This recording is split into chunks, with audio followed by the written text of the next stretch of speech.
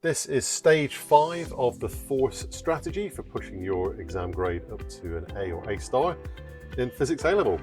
So stage 5 is E for exam strategy. So this is all to do with communication and clarity. So there are some similarities here with some of the points we've mentioned already, but that just means they're really important. So let's have a look. Typical marks lost. So we've got 6 to 12 marks on average per paper. So this would be misreading questions, not understanding or ignoring the command words. We will clarify those later on. Not showing the working. We've mentioned this a few times. This is so important. You've really got to show your working. Absolutely important. Running out of time, we'll talk about how to manage that. And missing the clues in the question. More about that later. So typical examiner comments. So many candidates did not answer the question asked. That is so important. We'll talk about how to avoid that problem.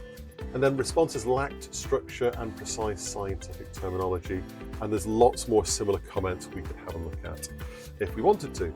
So what are the key points and the key strategies for stage 5? Let's have a look at these one by one. The first one is the cliche, read the question. Now your teachers will have told you this for years. It sounds a little bit patronizing, but it's so important. And I know I'm guilty of not doing this myself. If I'm rushing, if I'm trying to answer a question for a lesson, I might skip through the question and I think, oh yeah, I know what this is. And I'm off on a tangent and I'm not necessarily answering the question that's been asked. So that is so important. You've really got to take your time, take a deep breath, identify which topic it is. That's so important. So if there's anything to do with waves, it's probably a waves question. If they've mentioned energy, what do we know about energy? So try to identify which topic in the Physics A level course and which skill the question is referring to. And that's so important. So we're confident before we start the question. We could also, and this requires a lot of discipline, after you've answered the question, is go back and read the question again. And that takes a lot of discipline to do, but very often you think, oh crikey, I haven't actually answered the question. I've gone off on a tangent or I've added some extra detail which wasn't required. The command words, so these are really, really important. So if you look at the workbook later on, it identifies what these are. So in your specification, these will be listed. So identify what the question is asking specifically. Is it asking to state something, or define, or explain, or discuss, or calculate, compare, sketch, evaluate, and so on? So there's these are fairly standard command words, but you might get a list of these from your specification. So you need to be really, really clear what the question is asking. So it's fairly similar to the first one, but specifically, if it says state, then that is just a 1 or 2 mark recall along with define. If it has to calculate, that's pretty straightforward. If it says explain, very often a question will say define and explain, or state and explain, or describe and explain. So the explain is going to be the higher marks, the discuss, the compare, the evaluate, those are going to be the higher marks. So that should link in with the 3, 4, or 5 marks allocated to the question. Show every step in your working. We've mentioned this at least once before in the earlier videos. This is so important because you can get the final answer incorrect. If it's a 3 mark question, you can still get 1 or 2 marks. And if you do this all the way through the paper, you're picking up every single mark you can possibly get.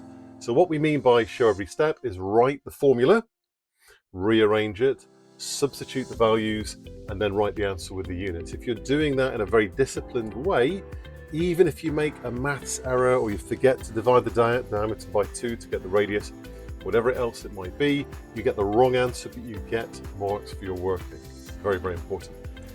Correct physics words and terminology. So there's loads of examples I could give here. These are just some which come up regularly and annoy me as a teacher, and they will annoy the examiner as well. If you're talking about braking, for example, a braking distance, a car slowing down, you have to spell it correctly.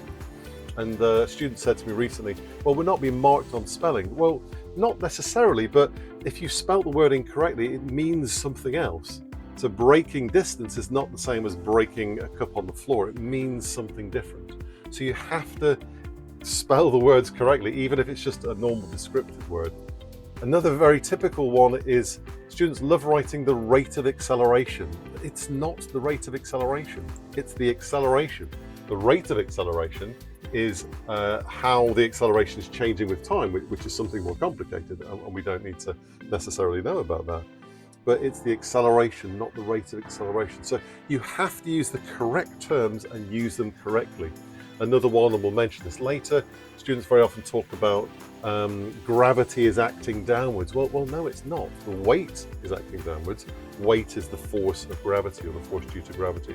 So you have to use the correct terminology throughout. You have to spell it correctly, otherwise you will lose easy marks. Manage your time. So you will have been told this for years throughout GCSE as well. On average, it's going to vary a little bit, but look for about 1 minute per mark. So if it's a 1 mark question, you should aim to spend about 1 minute on it. If it's a 6 mark question, 5, 6, 7 minutes approximately. You need to be really, really disciplined, and very often students run out of time because they've spent 20 minutes on a 5 mark question and then they don't get to finish the paper. Now, there are various strategies for this if you feel like you want to take it to the next level. Some students will look at the entire paper to start with and start on either the easy questions or the low mark questions or the questions they feel confident with. You don't have to work through the question paper in terms of number order, 1, 2, 3, 4, 5. You can move around in any order you want. So yeah, but you do need to manage your time. That's so important. The last one I'm going to mention is look for the clues.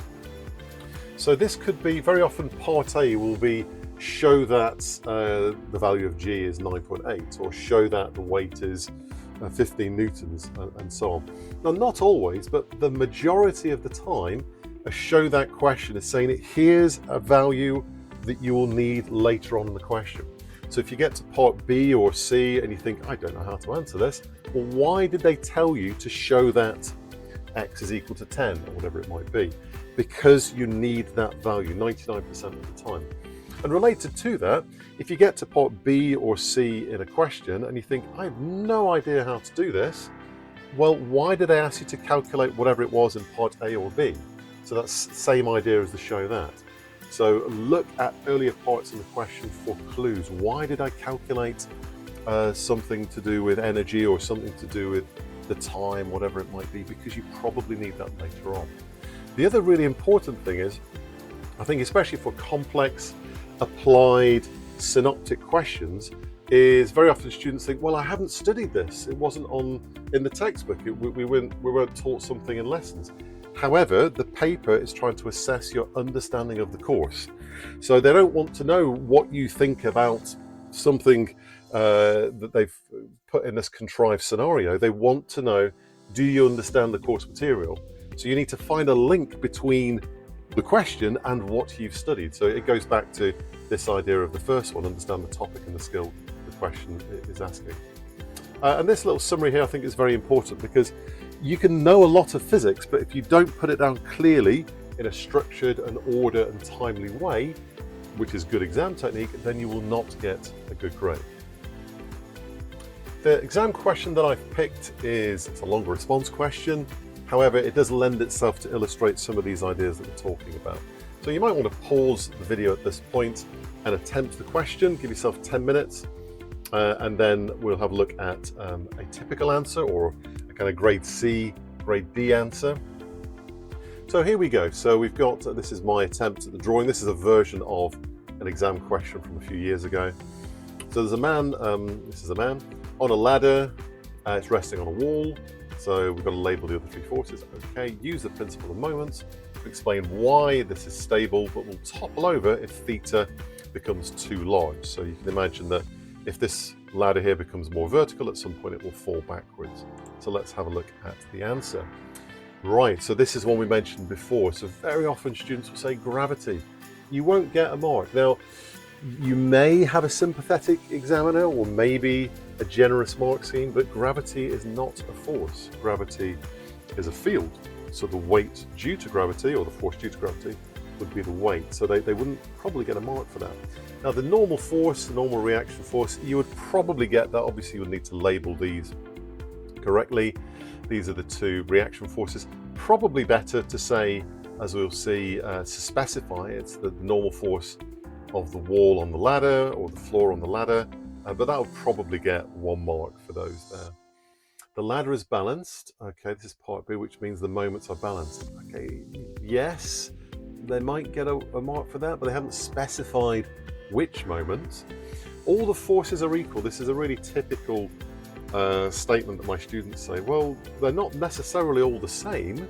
Maybe we could write the resultant force in any direction equals 0. That might be correct, or the sum of the forces up is equal to the sum of the forces down. But to say that all the forces are equal is almost certainly not true. If theta is too big, the ladder will topple because the forces will not be balanced. Okay. They might get overall for part B 1 mark, possibly 2, but probably 1 mark.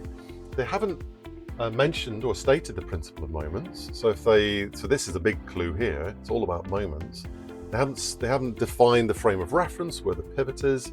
They haven't talked about which moments, or indeed what will happen specifically if theta becomes too large. So not enough structure. They haven't used the terminology correctly. It's not clear. They haven't used the clues in the question. So let's have a look at a better answer.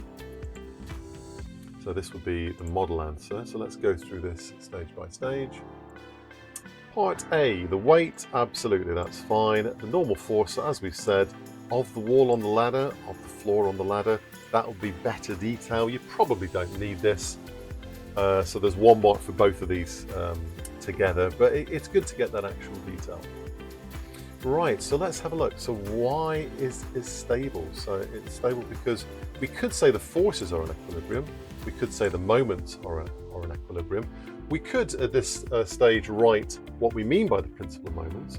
The sum of the clockwise moments about a point is equal to the sum of the anti-clockwise moments, and that would get a mark.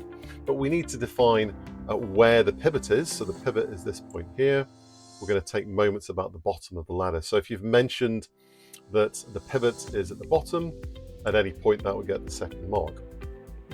So we need to say, or we could say that these 2 forces here, so the frictional force and the normal force at the bottom, they're going through the pivot. So by defining where or identifying the pivot, we could then say that these 2 forces, because they go through the pivot, will have a moment of 0.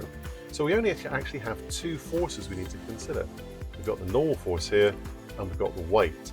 So the clues in the question are identifying the forces. So why have they asked us to identify these forces? Because we need to make reference to them in part B. So when in equilibrium, the clockwise moment, if we just say clockwise moment equals anti-clockwise moment, that probably isn't going to get us a 2nd mark. But if we identify it's this force here, so the clockwise moment, which force of the normal contact force, this is trying to make the system turn clockwise, is equal to the moment, we could say anti-clockwise, of the weight acting about the pivot. So we've applied the principle of moments to this situation. So we've got 3 marks there just by saying principle of moments, what's causing the moments, and where the pivot is. So that shouldn't be too difficult. So what's going to happen with theta? If theta is large enough, the center of gravity, this weight, is now going to move to the right-hand side. So there might be this midpoint where they're just balanced in a comical way in a vertical position, but that probably won't work anyway, because as soon as the ladder's vertical, then the weight of the system is going to be to the right anyway. So the moment of the weight is now clockwise, so that's changed. Originally the moment was anti-clockwise. Now with theta much larger, the moment is now clockwise.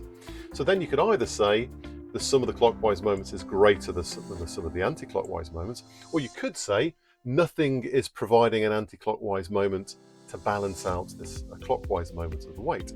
Therefore the ladder will topple.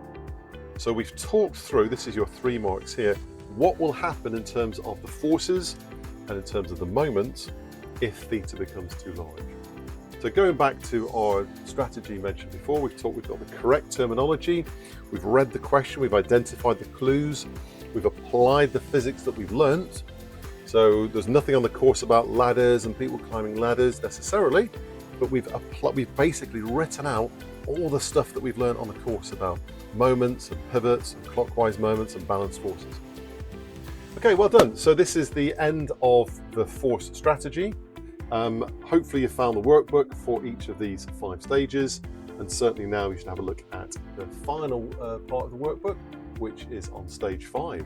I hope you found this useful and go for that high grade. Best of luck.